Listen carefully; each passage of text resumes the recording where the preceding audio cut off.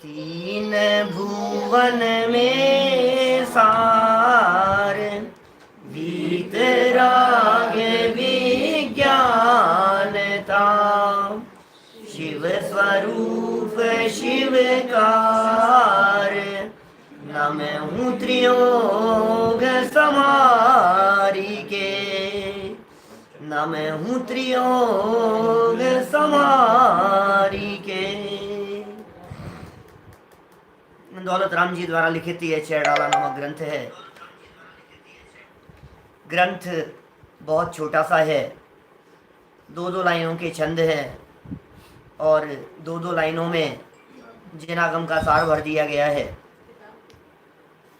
इस छेड़ाला ग्रंथ के अंतर्गत हम क्रमशः चर्चा करते हुए यहाँ 5वीं ढाल तक पहुँच गए और 5वीं ढाल में यह कहा गया कि भाई सारा काम चिंतन की प्रक्रिया के माध्यम से संपन्न होगा। हे जीव, यदि तू सुखी होना चाहता है तो चिंतन कर। हे जीव, तू सुखी होना चाहता है तो भावनाओं को भा। ये 12 प्रकार की भावनाओं को भाए बिना वैराग्य का जन्म नहीं होता। ये वैराग्य को जन्म देने वाली है 12 प्रकार की भावनाएं। माने ये भावनाएं वो हैं जिनके चिंतन से चित्त में वैराग्य उत्पन्न होता है और समता भाव का संचार होता है। हम प्रारंभ से चर्चा करते हुए शुरू की 6 भावनाओं में बहुत वैराग्य की चर्चा कर चुके। अनित्य, आचरण, संसार, एकत्व, अन्यत्व और अशुचि, इन 6 भावनाओं के माध्यम से बहुत वैराग्य की चर्चा हुई।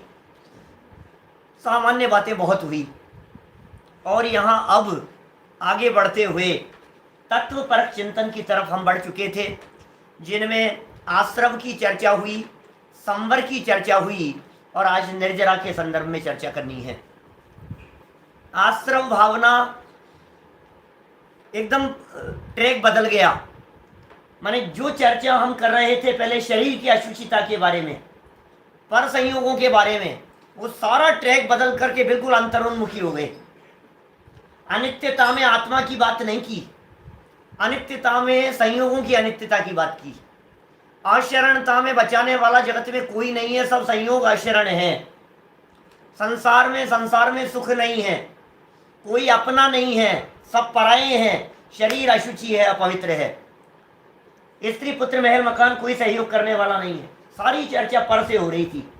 शरीर की मलिनता की चर्चा करते हुए अचानक पासा बदल दिया, पलट दिया और क्या कहा कि सुनो, तुम्हारी अशुद्धता बाहर में नहीं है, अंदर में है। वो राग की अशुद्धता है, वो विकार की अशुद्धता है। और उस विकार और राग की अशुद्धता को दूर करने का यदि कोई उपाय है तो उस उपाय का नाम है संवर। कि साहब कैसे धोऊं मैं? चेहरे पर कालीमा लग जाती थी तो साबुन से रगड़ करके साफ कर लेता था। आत्मा में यदि मलिनता हो गई, मैल लग गया, तो कैसे धोऊं, कैसे साफ करूं? है कोई उपाय आपके पास में? कि है हमारे पास में उपाय। उस उपाय को कहते हैं संवर। रोक दो, उसे रोक देना कहते हैं। आते हुए कर्मों के रुक जाने का नाम संवर है। 3 प्रकार से संवर की व्याख्याएं हो गई। एक संवर तत्व के अर्थ में उपयोग है, एक द्रव्य संवर और एक भाव संवर। द्रव्य संवर आते हुए कर्मों के रुक जाने का नाम और भाव संवर अंदर में शुद्धि की उत्पत्ति का नाम। शुद्धि उत्पन्न हुई उसका नाम है भाव संवर। आनंद उत्पन्न हुआ उसका नाम है भाव संवर। मोक्ष मार्ग प्रकट हो गया, इसका नाम है भाव संवर। ये सब संवर की चर्चा कल हम आपके बीच में कर चुके थे। बहुत सुंदर और मार्मिक चर्चाएं थी। मैं किसी भी बात को रिपीट नहीं करना चाहता, बस इतना समझ लीजिए, सुखी होने के लिए संवर चाहिए। संवर के बिना सुख नहीं होता। और इतना समझ लीजिए कि वो जो संवर होता है वो आत्म अनुभव के बिना नहीं होता। कितना स्पष्ट कह दिया था, पुण्य पाप नहीं कीना, आत्म अनुभव चित दीना, और तिन्ही विधि आवत रोके, और संवर लही सुख सुख का अवलोकन संवर होने पर होता है। मैं क्या बताऊं, शब्द तो कैसे दिए दौलत राम जी ने। आपने कभी सुख देखा है? सुख देखा है आपने कभी? क्या बात कर रहे हो साहब, देखा है, हम तो बहुत सुखी हैं। आज ही देखा हमने तो। किस किस में सुख दिखाई देता है? माने हमें तो दुनिया भर में कहां कहां सुख दिखाई देता है। इसमें हमने सुख देखा, इसमें हमने सुख देखा, इसमें सुख देखा। कभी टीवी में सुख दिखता है, कभी रामायण में सुख दिखता है, कभी महाभारत में सुख दिखता है, कभी पड़ोस में सुख दिखता है, कभी पत्नी बच्चों बच्चों में सुख दिखाई देता है। कभी हमारे को मुस्कुरा करके प्यार से बोलने वाले कोई लोग हो तो हमें सुख दिखाई देता है। हमें सुख कहाँ कहाँ दिखता है। और दौलत राम जी कह रहे हैं जहां जहां तुझे सुख दिखाई देता है सब पर चौकड़ी मार दे, क्योंकि सब झूठ है। तूने आत्मा को देखा या नहीं देखा? जिसने आत्मा को देखा उसने सुख देखा। संवर लही, संवर हो जाने के बाद लाइनें क्या थी? मुझे तो निर्जरा की तरफ बढ़ना है। संवर लही माने संवर प्राप्त करके सुख अवलोके, सुख के दर्शन होते हैं। संवर के बिना सुख के दर्शन कैसे होंगे? बोलो, कैसी बात कह दी है। अब संवर पूर्वक आगे बढ़ते हैं निर्जरा भावना की तरफ। निर्जरा कैसे होती है? निर्जरा करो, निर्जरा। सारा जगत निर्जरा के पीछे भाग रहा है। निर्जरा निर्जरा आपके हमारे भी हो रही है क्या निर्जरा? अपन थोड़ी ना कर निर्जरा। आपने कहा क्या बेटा? चींटियों की भी निर्जरा हो रही है, मक्खी मच्छरों की भी निर्जरा हो रही है। क्या कह रहे हैं? समझ में आ रही है आपको बात? चींटियों के, मक्खी मच्छरों के, कीड़े मकोड़ों के, खटमल के, छिपकली के, सबके निर्जरा हो रही है। गाय भैंस कुत्ता बिल्ली के, उनके भी निर्जरा हो रही है। सबके हो रही है निर्जरा, हमारे भी हो रही है निर्जरा। और क्या बात कर रहे हो? जो व्यक्ति टीवी देख रहा है उसके भी निर्जरा हो रही है। साहब आपकी बात समझ में नहीं आ रही, हमारे को कैसी बातें कर रहे हो आप? हाँ हाँ, निर्जरा दो प्रकार की है। जो निर्जरा ऑटोमेटिक हो रही है वो निर्जरा किसी काम की नहीं है, अपने आप भी निर्जरा हो रही है। आप जानते हैं जितने भी प्रकार के कर्म होते हैं वो कर्म बंधने के बाद में एक निश्चित टाइम पीरियड के बाद में फल देते हैं।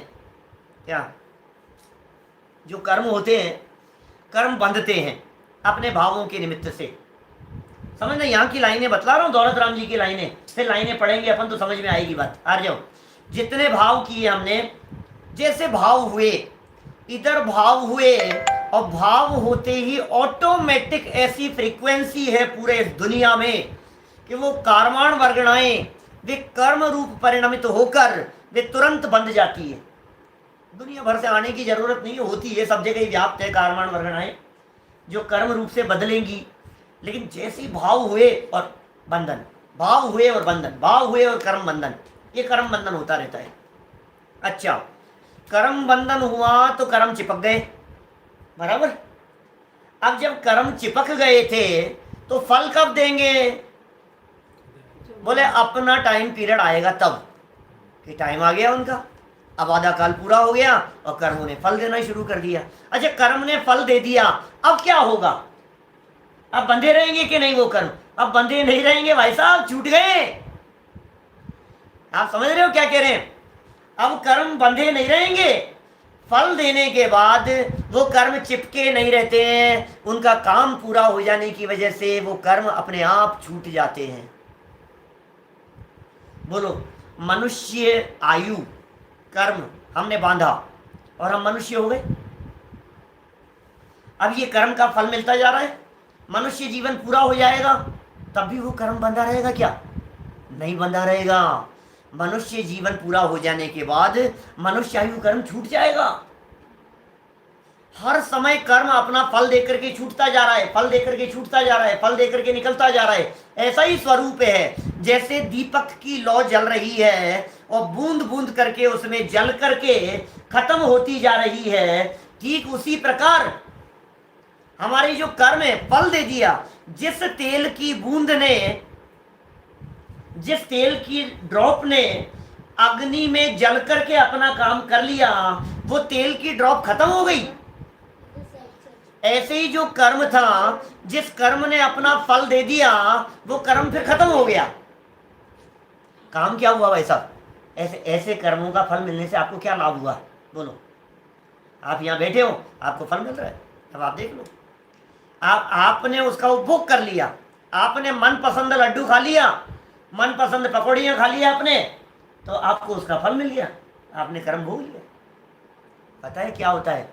कभी कभी तो ऐसा सामान्य व्याख्या में इस तरह की व्याख्याएं करते हैं सुमत प्रकाश जी भाई साहब जैसे लोग, करते हैं, इस तरह की व्याख्याएं होती है, हो सकती है कि देखो जिस व्यक्ति को अच्छी जगह पर जाना हो, क्या अच्छी जगह पर जाना है, मान लो स्वर्ग में जाना है, तो जो पाप का बैलेंस है ना उसका, वो फटाफट फटाफट यहीं पूरा करके जाता है अंत समय में।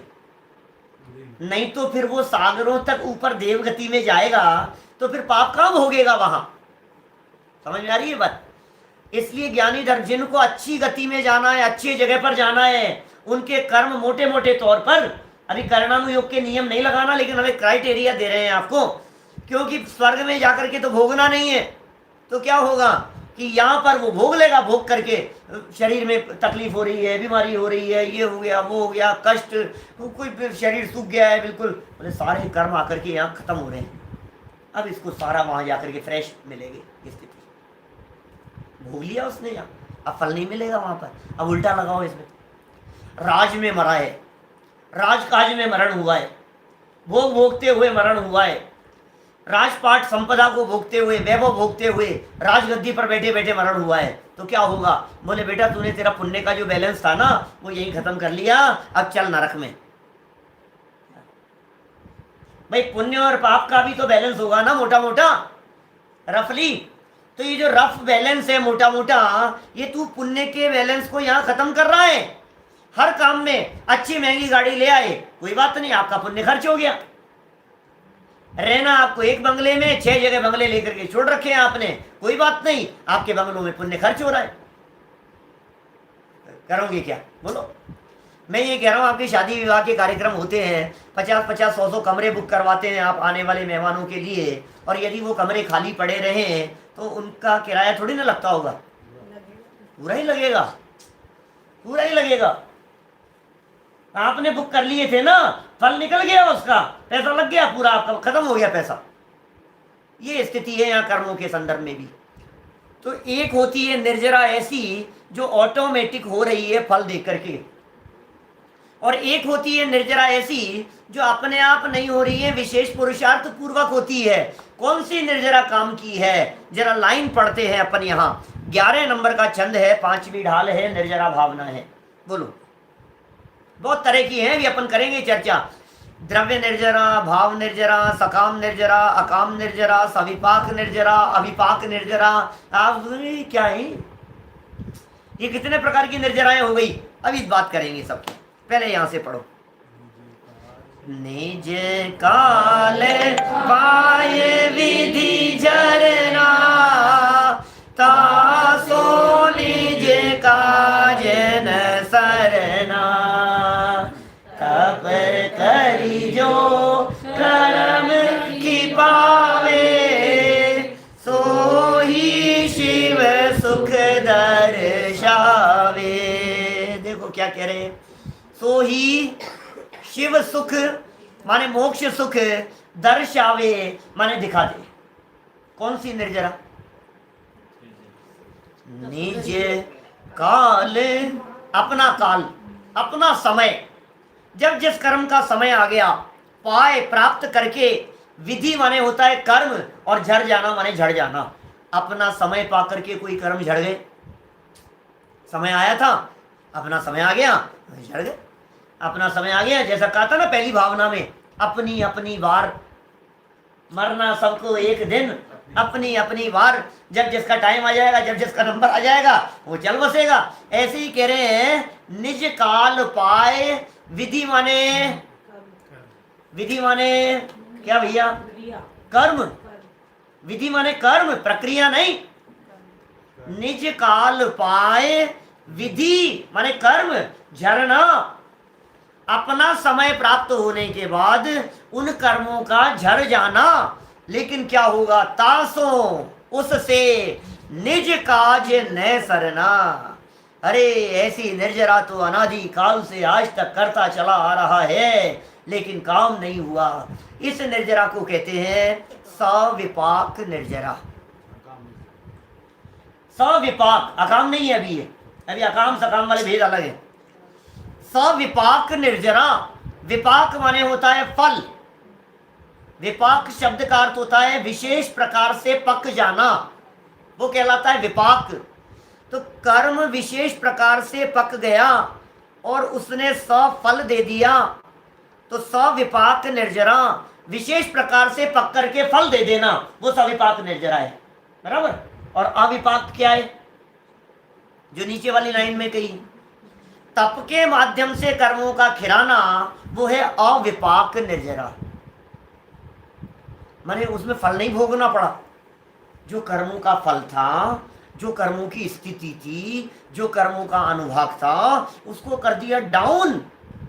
स्थिति और अनुभाग को 0 लेवल पर ले आए और ला करके कर्म उदयावली में मिलकर के खिर गए, फल मिल गया उनका, उदय में आकर के वो कर्म खिर गए, नष्ट हो गए, कोई फल नहीं मिला उनका। ये क्या कहलाएगा, अविपाक, फल के बिना कर्म निर्जरित हो गए, इसका नाम अविपाक निर्जरा। अब एक है सकाम और अकाम निर्जरा, ये भी चर्चाएं मिलती है। सकाम शब्द वैसे आगम में कहीं मूल आगम में मिलता नहीं है, सकाम शब्द खूब तलाशा हमने, लेकिन सकाम शब्द मिलता नहीं है।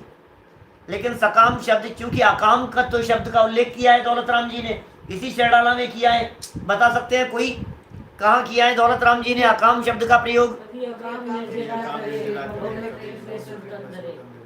कभी अकाम निर्जरा करे, भवन त्रिक में सुर तन धरे। यहाँ शायद किसी का प्रश्न था कि साहब ये विधि शब्द की जगह कर्म किया रख दिया जाए तो रख दो, छंद टूट जाएगा। निज काल पाए कर्म झरना, अभी बैठेगा ही नहीं, तो छंद की दृष्टि से शब्द रखे जाते हैं ना, इसलिए विधि शब्द रखा गया है। विधि शब्द का अर्थ भी कर्म ही होता है, इसलिए कोई बाधा नहीं है। शब्द जो रखे हैं हमें तो उनका अर्थ देखना पड़ेगा, ठीक है ना। क्या प्रश्न है ये, एक पानी शान करके वाला पढ़ना है, नीचे चला गया मेरी स्क्रीन पर से।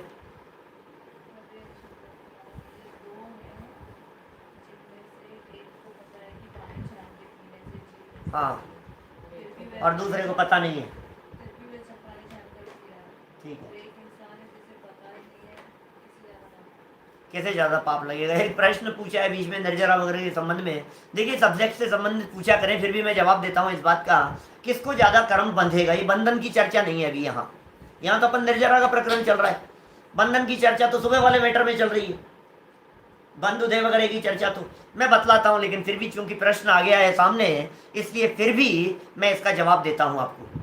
किसको कर्म ज्यादा बंधेगा, ऐसा प्रश्न किया है सामने से एक सज्जन ने कि भाई एक बात बतलाओ, एक व्यक्ति को पता है आलू खाने में पाप है, बराबर, पता है उसको आलू खाना नहीं खाना चाहिए, और फिर भी आलू खा रहा है। और एक व्यक्ति ऐसा है जिस व्यक्ति को पता ही नहीं है और फिर भी आलू खा रहा है। 2 लोग हो गए, दोनों आलू खा रहे हैं, दोनों खा रहे हैं आलू। एक को पता है कि खाने में पाप लगता है फिर भी खा रहा है, और दूसरे को पता ही नहीं है फिर भी खा रहा है। दोनों में पाप किसे ज्यादा लगेगा? मुझे मालूम है मेरे सामने सुन रहे श्रोताओं में से बहुत सारे लोग ऐसे होंगे जो ये कहेंगे कि जिस व्यक्ति को पता है और फिर भी खा रहा है उसे पाप ज्यादा लगेगा। क्या यही जवाब होगा ना आपका? मेरी बात सुनना भी पूरी। आपका जवाब ये लगता है सर पता होते हुए भी खा रहा है, पाप ज्यादा लगेगा। हमको तो पता ही नहीं था, हम क्या करें, हमारी क्या गलती है? और इस बात का बहाना बना करके समाज में बहुत सारे लोग ऐसे हैं जो चरणानुयोग की बातों को सुनना ही नहीं चाहते, क्योंकि सुन लेंगे तो छोड़ना पड़ेगा और नहीं छोड़ पाएंगे तो पाप ज्यादा लगेगा। लो ये कौन सी गणित आ गई है? मैं अभी आपको ये कह दूं कि सुनो, ऐसा व्याख्यान करने वाला हूं कि आप सबकी ये चीज छूट जाएगी। बोलो कोई चीज किसी का नाम लेकर के कहो, बोले ये चीज आपकी छूट जाएगी, ऐसा व्याख्यान करूंगा, ऐसी बातें बतलाने वाला हूं। तो कई लोग तो ये जो चल रहा है ना, इसको ऑफ करके बैठ जाएंगे, हमें सुनना ही नहीं, जाने क्या त्याग करा देंगे, जाने क्या छुड़वा देंगे हमारे को। नहीं भाई ऐसा नहीं है, अज्ञानता का बड़ा पाप है। समझ में आ रही है बात? जी देखो 3 तरह से पाप लगता है, मिथ्या दर्शन, अज्ञान, अविरति से। मिथ्या दर्शन, अज्ञान, अविरति, 3 प्रकार से पाप लग रहा है। उल्टी मान्यता, उल्टा ज्ञान और उल्टा आचरण। श्रद्धा ज्ञान आचरण 3 प्रकार से पाप लग रहा है। जिसको पता ही नहीं है उसकी श्रद्धा भी उल्टी है, उसका ज्ञान भी उल्टा है और उसका आचरण भी उल्टा है। ठीक है, तो वो खा रहा है, तीनों ही उल्टे हैं। और जिसे पता है, समझ में आ रही है बात, तो पता है इसका मतलब उसका अज्ञान संबंधी कर्म बंधना तो बंद हो गया, आचरण भले ही चल रहा हो अभी। जानकार व्यक्ति, इसलिए जानो जानो जानो, जरूर जानो, आप जानना जरूरी है। आप कहेंगे साहब पता नहीं था यार, ये तो गलत बात हो गई यार। जिस व्यक्ति को पता नहीं है उस व्यक्ति को क्यों ज्यादा पाप लगेगा? पता क्यों नहीं है? पता क्यों नहीं है भैया तुझे? तू जैन कुल में पैदा हुआ है, तुझे पता क्यों नहीं है क्या खाना चाहिए और क्या नहीं खाना चाहिए? पता होना चाहिए। मैं आपसे एक बात कहता हूं, आज की इन परिस्थितियों में कोई व्यक्ति यदि बाहर रोड पर निकल जाता है और पुलिस वाले उसको डंडा मारते हैं, तो कहते हैं सॉरी सॉरी सॉरी, मुझे पता नहीं था, निकलना नहीं चाहिए। कि नालायक, तुझे पता नहीं है? पूरे देश को पता है, तुझे पता क्यों नहीं है? तू हिंदुस्तान का नागरिक नहीं है क्या? तू भारत का निवासी नहीं है क्या? तुझे पता क्यों नहीं है? पता होना चाहिए तुझे। एक आदमी रेड लाइट क्रॉस कर लेवे और पुलिस वाला उसे पकड़ लेवे, तो बोलो क्या होगा? छोड़ दिया जाएगा? फाइन लगेगा, सीधी सी बात है। और जिस व्यक्ति को पता है कि फाइन लगता है, बोलो उसको कितना फाइन लगेगा? फाइन तो दोनों को बराबर लग सकता है, लेकिन जिसे पता है वो बच के निकलने की कोशिश करेगा, इतना तो है। मैं कभी कभी ऐसा कहता हूं, समझ लीजिए आप, ये कोई चीज है, बिजली का पिलर है, समझना भाई। जिनका प्रश्न था 1 मिनट में खत्म करता हूं उनका जवाब, हमारी बात को आगे बढ़ाना है। ये प्रश्न है, ये लकड़ी है, लकड़ी नहीं, इसको मान लीजिए आप आयरन, लोहे की छड़ है, बिजली का खंभा है, पिलर है, करंट आ रहा है उसमें। एक आदमी को पता है कि इसमें करंट आ रहा है, और एक को पता है कि इसको पता नहीं है करंट के बारे में। दो व्यक्ति इसे छू रहे हैं, कैसे करंट का झटका ज्यादा लगेगा? आ जाओ, प्रश्न समझ में आएगा? क्या पूछा? क्या बोल? इलेक्ट्रिसिटी का ये करंट किसके ज्यादा लगेगा ये पूछ रहा हूं। जिसको नहीं पता उसको ज्यादा करंट का झटका लगेगा, सीधी सी बात है भाई। जिसको पता है ना वो कैसे लगाएगा भाई साहब? आप समझ रहे? ऐसे लगाएगा। अरे कहा उसको भाई साहब आपको हाथ लगाना है, बोलो आप पता होते हुए भी वो सामने वाले वगैरह मैं लगा रहा हूँ, लगा करके लगा, इसको पकड़ इसको। तो जिसको पता नहीं है वो ऐसे पकड़ता है। बात समझ में आ रही है? खड्डा अंधे को थोड़ी ना बचा लेता है, सीधी सी बात है। क्या खड्डा है और अंधा है कि भाई मुझे पता नहीं था, मुझे पता नहीं था, तो बचा लेगा खड्डा, गिराएगा नहीं उसको। गिरना है भाई, पता क्यों नहीं है तुझे? आंखें क्यों नहीं है तेरी? देखा क्यों नहीं तूने? तुझे थोड़ी ना बचाया जाएगा, सीधी सी बात है। जिस व्यक्ति को पता है कि पानी छान करके पीना चाहिए, वो छान करके पी रहा नहीं पी रहा है, तो भी जब जब पीता है उसके दिलो दिमाग में ये बात टच करती है, यार छान के पीना चाहिए, यार छान के पीना चाहिए। अब कर रहा हूँ यार, चल तो रहा है यार, करूँगा यार, कोई बात नहीं, समय आएगा यार, आज नहीं तो कल छोड़ूंगा यार, छोड़ना है। और एक व्यक्ति निशंक होकर के प्रवृत्ति कर रहा है, उसे ज़्यादा पाप लगता है। ऐसा है। चलिए, निर्जरा के संदर्भ में हम बात कर रहे थे। सविपाक माने फल सहित निर्जरा, और अविपाक माने बिना फल दिए हुए निर्जरा, बराबर। ये सकाम अकाम क्या चीज है? सकाम, सकाम शब्द मिलता नहीं है, अकाम शब्द मिल रहा है। कभी अकाम निर्जरा करे, ये कभी शब्द से क्लियर हो रहा है कि अकाम निर्जरा सदाकाल नहीं होती, कभी करे, कभी अकाम निर्जरा करे। कैसे होती है? काम शब्द का अर्थ होता है इच्छा, काम माने है इच्छा, और अकाम माने बिना इच्छा के। अकाम निर्जरा कब होती है? बिना इच्छा के निर्जरा हो गई, निर्जरा करने का प्रयास नहीं किया था, बिना इच्छा के, मजबूरी में जो हो जाए उसका नाम है अकाम निर्जरा। क्या मतलब साहब मजबूरी में? कैसे अकाम निर्जरा? समझ में नहीं आई पंडित जी, थोड़ा सा आप खोलेंगे क्या इस चीज को? मजबूरी में किस प्रकार की निर्जरा हो जाए? इधर मेरी सुन बेटा, इधर समझ में आएगी। क्या उधर मत पूछ, मेरे से पूछ, क्या पूछना है बोल।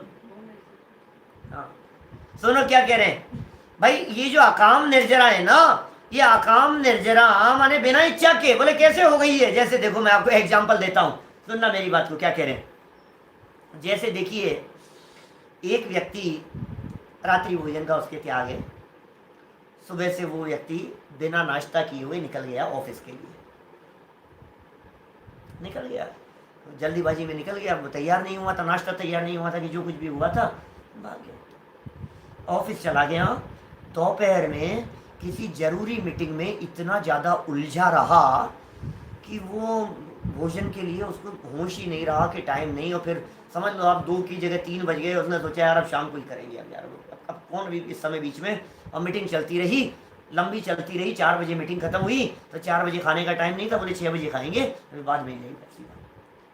अब 6:30 बजे रात होती है, मान लीजिए 6:30 बजे रात होती है, घर पहुंचता है आधे घंटे में। 5:30 बजे निकलूंगा, 6 बजे पहुंचूंगा, आधे घंटे में खाना खाऊंगा, बराबर। 5:30 निकलना है, 5:30 बजे निकल गया अपने ऑफिस, आराम से घर पहुंचना है, खाना खा लेंगे। आप कल्पना नहीं कर सकते, रास्ते में ऐसा ट्रैफिक जाम मिला, फंस गया वो। अब वो कोशिश बहुत कर रहा है, मैं पहुंच जाऊं, इधर नहीं, गाड़ी को इधर घुमा लूं, इधर से रास्ता निकल जाएगा, और फिर वहां जाम, इधर नहीं इधर घुमा लूं, इधर से निकल जाऊं, फंस गया। और क्या हुआ, 6:15 बज गए, घर नहीं पहुंचा है, अभी जाम में फंसा है। 6:20 हो गए, 6:25 हो गए, विकल्प ही तोड़ दिया उसने, मैं पहुंच ही नहीं पाऊंगा यार, कोई मतलब ही नहीं है, विकल्प तोड़ दिया। घर पहुंचा 6:45 बजे, फंस गया था। पत्नी ने खाने नाश्ते के लिए पूछा, कुछ तो अब रात हो गई, कुछ आप लोगे नहीं, कुछ तो ले लो, दूध वगैरह तो ले लो। कि नहीं, विकल्प नहीं, विकल्प नहीं। मैं आपसे पूछता हूँ, उस व्यक्ति ने उपवास किया या नहीं किया? कुछ नहीं खाया है, सुबह से ध्यान रखना। एक चाय भी नहीं पिए, मीटिंग के अंदर सब लोगों ने नाश्ता किया, लेकिन बाजार का खाता नहीं था, इसलिए कुछ नहीं खाया। क्या उसने उपवास किया या नहीं किया? नहीं किया। एक अन्न का दाना नहीं खाया 24 घंटे में, 36 घंटे में, क्या? और उसके बावजूद आप कह रहे हो उपवास नहीं किया? किया नहीं भाई साहब, हो गया। क्या वह दूसरे दिन मिलेगा, किसी से बात करेगा, या उसकी पत्नी फोन पर बात करेगी, किसी से अपने पियर बात करेगी, तो क्या कहेगी? आज तो हमारे इनका उपवास ही हो गया। और फिर यदि पियर से पूछा जाए, ये पूछ आज का उपवास किया है उन्होंने, आज तो कोई अष्टमी भी नहीं है, आज तो कोई चौदस भी नहीं है, पर्व तिथि भी नहीं है, आज का उपवास नहीं किया, नहीं हो गया। क्या तो किया और हो गया का जो फर्क है। अब ये जो शांत परिणामों से जो इसने परिणाम बदल लिया और परिणामों में शांति रखी, इसका नाम है अकाम निर्जरा। समझ रहे हो आप? इच्छा नहीं थी उपवास करने की, लेकिन कर लिया, परिस्थिति ऐसी बन गई, उपसर्ग ऐसा आ गया, संकट ऐसा आ गया, परेशानियां इस प्रकार की आ गई माथे पर। जब माथे पर इस प्रकार की परेशानियां आ गई, तो आई हुई परेशानियों को शांत भाव से सहन करने का नाम अकाम निर्जरा होता है। ऐसी अकाम निर्जरा मिथ्या दृष्टि की भी हो जाती है। अरे वो जो दौलत राम जी ने पीछे पहली ढाल में लिखा है, कभी अकाम निर्जरा करे और भवनत्रिक में सुरतन धरे, ये तो मिथ्या दृष्टि के लिए ही कही है, क्योंकि भवनत्रिकों में जन्म लेने वाला नियम से मिथ्या दृष्टि होता है। इसका मतलब अकाम निर्जरा की जो चर्चा उन्होंने की है, वो मिथ्या दृष्टि की अपेक्षा से की है। सम्यक दृष्टि जीव तो वैमानिक देवों में जन्म लेता है, भवनत्रिकों में जाता ही नहीं है सम्यक दृष्टि। तो इसका मतलब अकाम निर्जरा करने वाला ये जीव मिथ्या दृष्टि जीव था, जिसने अकाम निर्जरा की है। मंद परिणामों का नतीजा है, शांत भाव से सहने का काम है। परिस्थितियां ऐसी थी कि बहुत गुस्सा आ सकता था, लेकिन हम उसे शांत भाव से सह गए, बस अभी शांति रखो, कोई बात नहीं। ऐसा उपसर्ग आया, इतना महासंकट, ऐसे बरस पड़े आपके ऊपर 10 लोग, और फिर भी आपने जे करम पूरब किए खोटे, सहे क्यों नहीं जियरा। बस जो हमने किए भाई, अब क्या करें? शांत भाव से उसे सह जाने का नाम है अकाम निर्जरा। अकेले मनुष्यों के नहीं होती, तिर्यंचों के भी अकाम निर्जरा हो जाती है। क्या बेचारे शांत भाव से जाकर के बैठ जाते हैं, दुनिया डंडे मार रही है, चुपचाप गाय जाकर के शांत भाव से बैठ गई, अकाम निर्जरा कर लेती है, हो जाती है। सहन करे अपने ऊपर आने वाली परिस्थिति को, तो ये परिस्थिति सापेक्ष हो गया। ये मोक्ष मार्ग में इस अकाम निर्जरा का भी कुछ विशेष महत्व नहीं है। क्योंकि ये निर्जरा भी मंद कषाय पूर्वक है, शांत भावों पूर्वक है, सहजता पूर्वक है। हो गई, मजबूरी में थी, इच्छा तो थी नहीं उसकी। अब देखो, पहले दिन संकल्प किया कि कल मेरा उपवास है, तब तो विकल्प पूर्वक हुई, तब तो वो सकाम है, माने इच्छा सहित है वो निर्जरा। और ये जो हो गई है बिना इच्छा के, ये अकाम निर्जरा है। तो अकाम का अपोजिट बतलाने के लिए सकाम शब्द लागू किया जा सकता है। सकाम शब्द हमारे आगमों के अंदर कहीं हमें देखने को मिला नहीं, मूल आगमों में कहीं भी सकाम शब्द नहीं मिला, इसलिए सकाम की चर्चा कहाँ आती है? देखो आप तलाशना, यदि किसी को कहीं सकाम की चर्चा मिले तो बताना हमारे क्या। तो सकाम तो अकाम के अपोजिट बतलाने के लिए, बोले ये बिना इच्छा के था, अब ये इच्छा पूर्वक हो गया, तो इसको सकाम कह दो। हम भाई कल का उपवास, 3 दिन का उपवास करूंगा भाई, मैं संकल्प ले लिया हमने, 3 दिन का तेला करने का पहले से संकल्प ले लिया, तो जो निर्जरा होगी सकाम हो गई, काम सहित हो गई, इच्छा सहित हो गई। अब 2 निर्जरा हमने पहले बतलाई आपको, सविपाक और अविपाक निर्जरा। बोले फल देकर के जो निर्जरा हुई, क्या नाम उसका बेटा? सविपाक। सविपाक जो निर्जरा फल देकर के हुई। जो बिना फल दिए हुए निर्जरा हुई वो अविपाक निर्जरा, बिना फल दिए हुई है वो निर्जरा। तो 4 भेद हो गए यहाँ तक। एक भेद मिलते हैं द्रव्य निर्जरा और भाव निर्जरा। ये क्या चीज है? द्रव्य निर्जरा और भाव निर्जरा क्या चीज है? कर्मों का खिर जाना, ये तो है द्रव्य निर्जरा, कर्मों का खिर जाना। और जो अंदर में शुद्धि की वृद्धि हुई उसका नाम है भाव निर्जरा।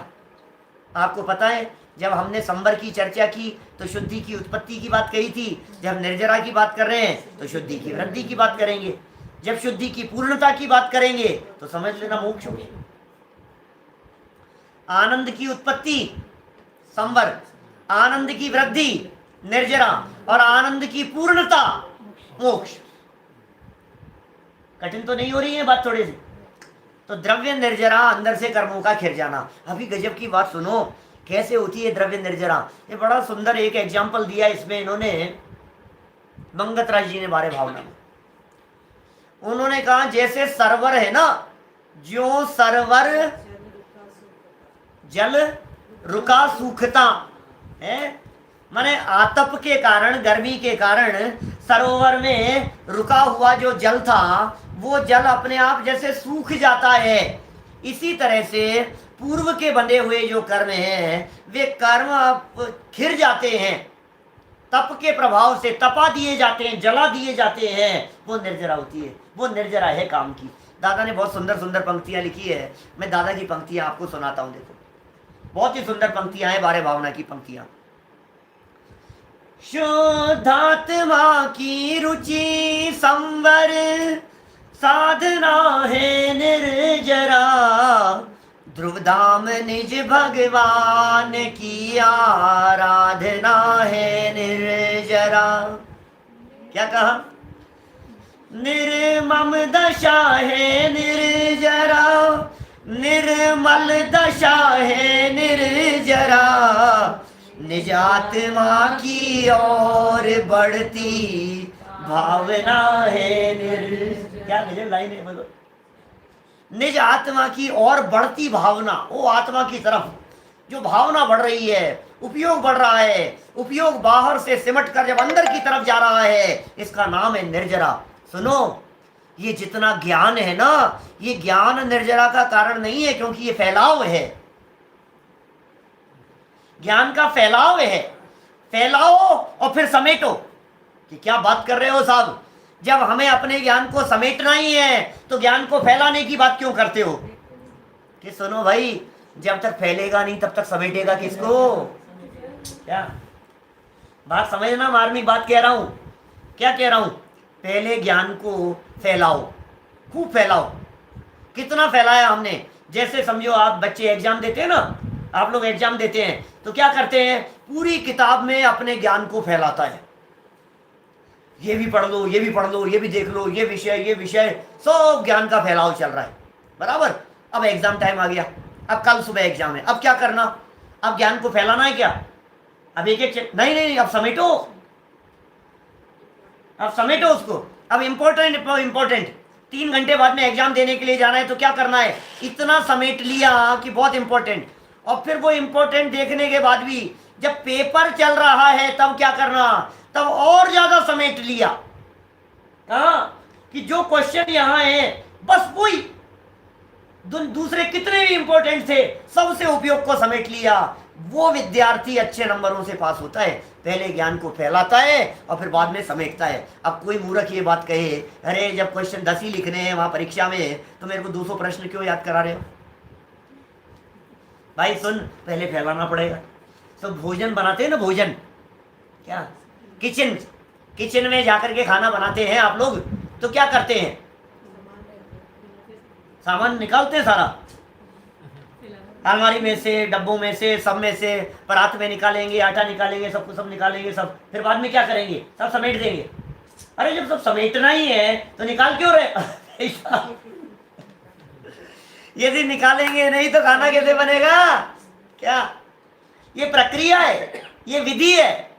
तो पहले फैलाते हैं और फिर फैला करके समेटते हैं, तो ज्ञान की फैलने की प्रक्रिया है। और फिर उपयोग की एकाग्रता, ये सिमटने की प्रक्रिया है। और उपयोग की एकाग्रता पूर्वक जब अपना उपयोग समस्त पदार्थों से हटकर अपने में सिमट जाता है तो फिर होती है निर्जरा।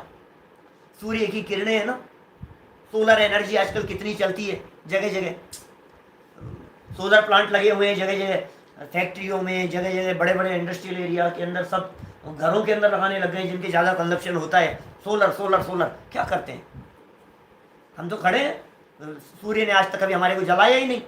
इतना थोड़ी ना, ये सुनो, उनको एक जगह पर लेकर फिर उन्हें केंद्रित कर दो, उनकी किरणों को, तो जला देगी, जलाने का काम कर देगी।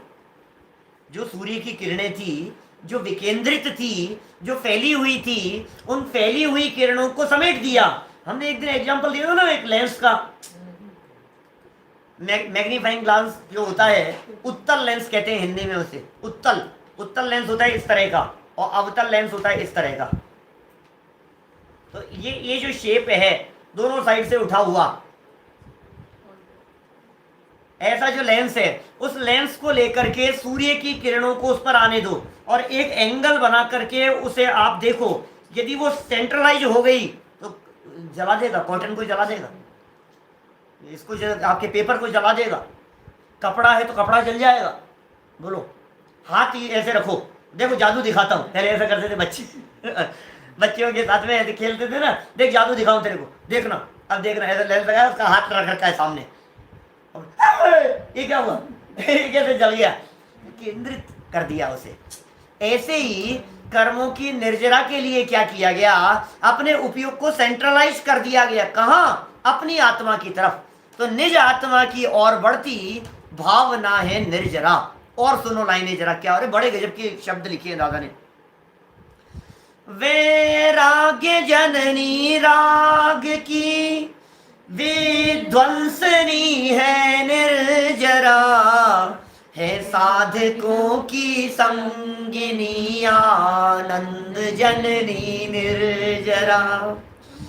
तप त्याग की सुख शांति की विस्तारणी है निर्जरा, संसार पारावार पार उतारनी है निर्जरा। समझ में आती है कितनी सुंदर सुंदर लाइनें हैं। निज, और 2 लाइनें, सिर्फ 2 लाइनें बोलता हूं, सुनना। बहुत मार्मिक छंद है, बहुत मार्मिक लाइनें और बहुत मार्मिक अर्थ है उन लाइनों का। निज आत्मा के भान बिन है निर्जरा किस काम की, निज आत्मा के ध्यान बिन है निर्जरा बस नाम की। क्या, आत्मा के ध्यान के बिना जो भी निर्जरा है, नाम मात्र की निर्जरा है, कहने मात्र के लिए निर्जरा है, वो निर्जरा किसी काम में आने वाली नहीं है।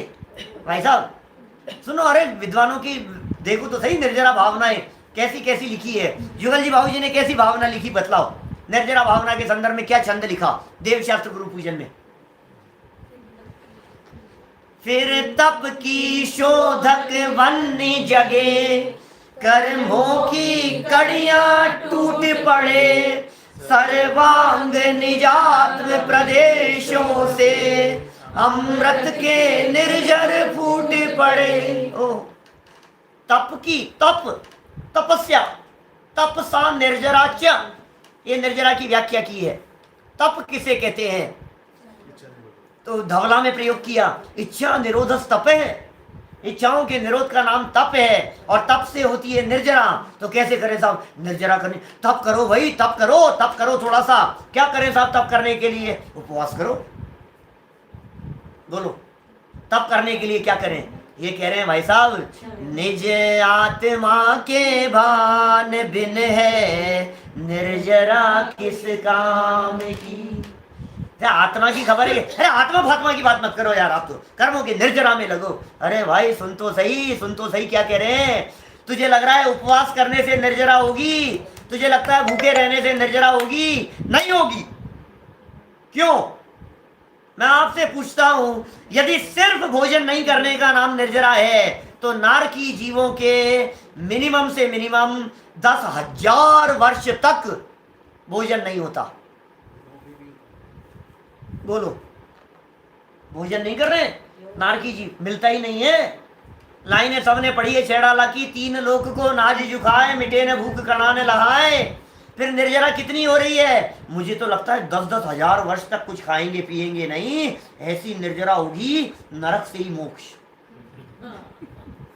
क्या बात कर रहे हो भाई साहब? सागरों तक कुछ नहीं खाया उन्होंने, सागरों तक एक बूंद पानी की नहीं पी उन्होंने। सागर मतलब वो सागर नहीं सागर माने टाइम पीरियड। 33 सागर की आयु, सप्तम नरक के नारकी जीव की। एक दिन एक अन्न का दाना नहीं खाया, एक दिन एक बूंद पानी की नहीं पी, और निर्जरा के नाम पर जीरो है, जीरो, कुछ नहीं। कारण क्या है? आत्मा के मान बिन निर्जरा बस नाम की। क्या बताएं आपको? आत्मा का भान नहीं है, नाम की निर्जरा है। सुनो अब सुनना, निर्जरा के 2 हेतु बतलाता हूं। अब और सुनो, बहुत मार्मिक बात, गजब की बात कह रहा हूं, आपका दिल नहीं प्रफुल्लित हो जाए तो कहना। 12 प्रकार के तप कहे हैं, तप से निर्जरा होती है ना। 12 प्रकार के तप कहे हैं। पहले प्रकार के तप का नाम है उपवास, अनशन, 1 नंबर। दूसरे प्रकार के तप का नाम गुणोदर, फिर वृत्ति परिसंख्यान, एक से बढ़कर एक है। 10वें नंबर का नाम है स्वाध्याय, 11वें नंबर का नाम है व्युत्सर्ग, और 12वें नंबर का नाम है ध्यान। ध्यान रूपी तप, आत्म ध्यान रूपी तप अंतर मुहूर्त यदि कर ले वे तो केवल ज्ञान की गारंटी है। ऐसी निर्जरा होती है उस ध्यान से। अभी हमने बतलाया ना, उपयोग केंद्रित हो जाता है, अपने में सिमट जाता है, भगवान बन जाता है। यह आत्म ध्यान का फल एक चीज। अब उपवास 1000 वर्ष भी करो ना तो भी गारंटी नहीं है मोक्ष की। 12 महीने तक भूखे रहो ना आप, तो मोक्ष की गारंटी नहीं है। मैं झूठे उपवास की बात नहीं कर रहा, मैं सच्चे उपवास की बात कर रहा हूं। उदाहरण के तौर पर ऋषभ देव भगवान कितने उपवास किए भाई साहब? 13 महीने। अभी 5 दिन पहले तो पारना हुआ उनका, ऋषभ देव भगवान का, अक्षय तृतीया के दिन। तो 13 महीने के उपवास, और फिर उसके बाद में मोक्ष कितने टाइम में गए? 1000 साल लग गए भाई साहब, 1000 साल। 13 महीने तक उपवास करने पर भी कितनी निर्जरा हुई। 13 महीने तक उपवास करने के बावजूद भी निर्जरा कितनी हुई भाई साहब? कुछ नहीं, 1000 साल लग गए उनको केवल ज्ञान की प्राप्ति करने में।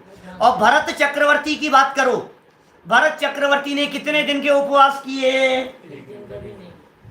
भरत चक्रवर्ती ने राजपाट छोड़ा, 6 खंड की विभूति छोड़ी, और सब छोड़ छाड़ करके दीक्षा ली, और दीक्षा लेकर के ऐसे आत्म ध्यान करने के लिए बैठ गए, और आत्मा में लीन हो गया उनका उपयोग, और अंतर्मुहूर्त में केवल ज्ञान।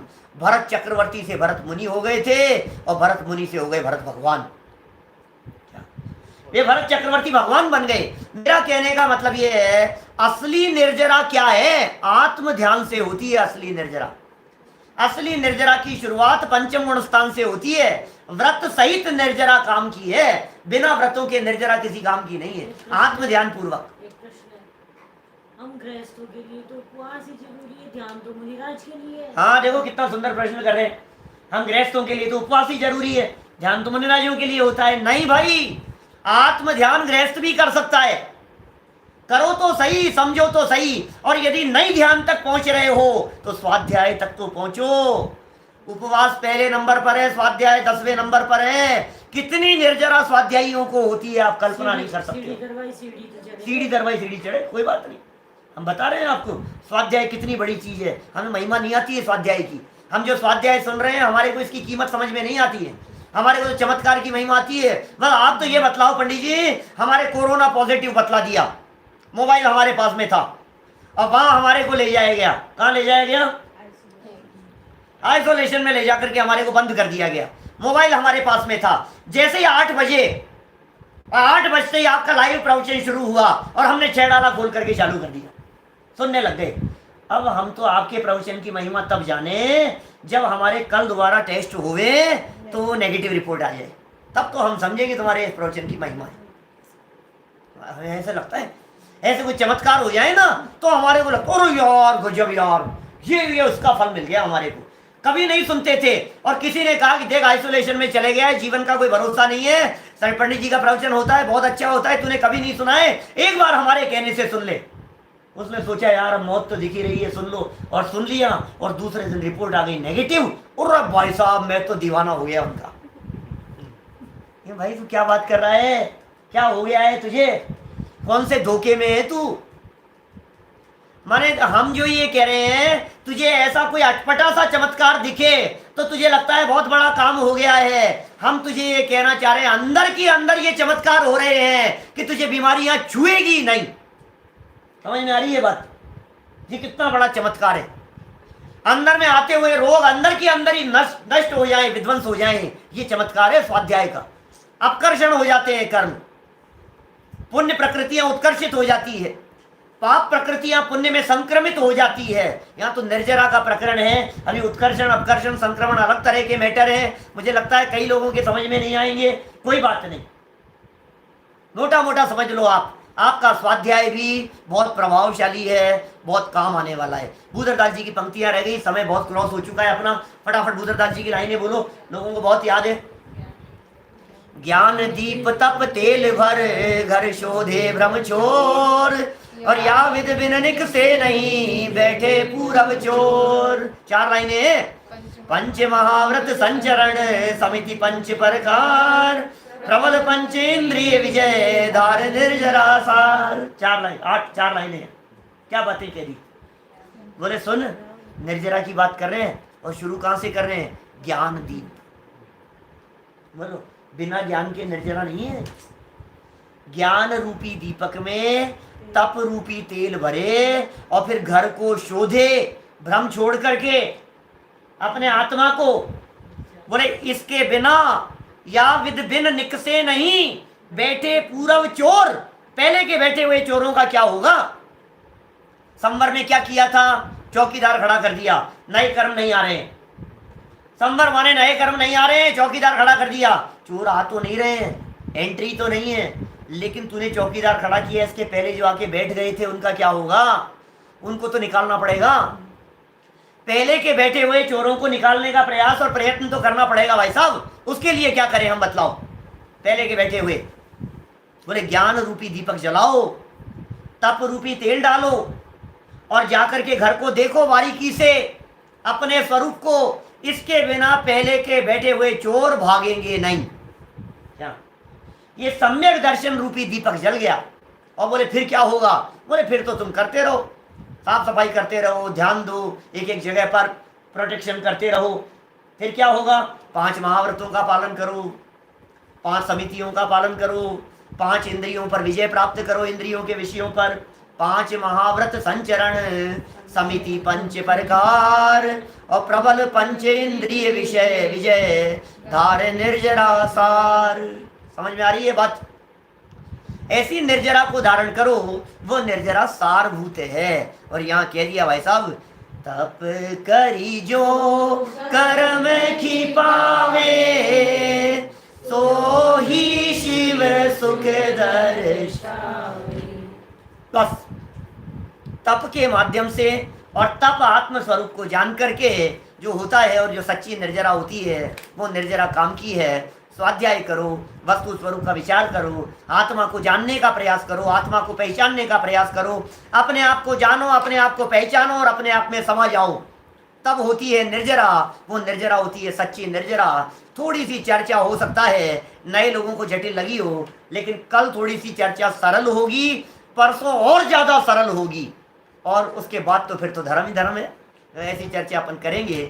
आप सभी लोग ऐसी सच्ची निर्जरा के स्वरूप को जानकर अपने जीवन में निर्जरा प्रकट करते हुए मुक्ति की प्राप्ति करें। इसी भावना से बात को यहीं विराम देता हूँ। कोई विशेष प्रश्न थोड़ी ना था कुछ? चलो।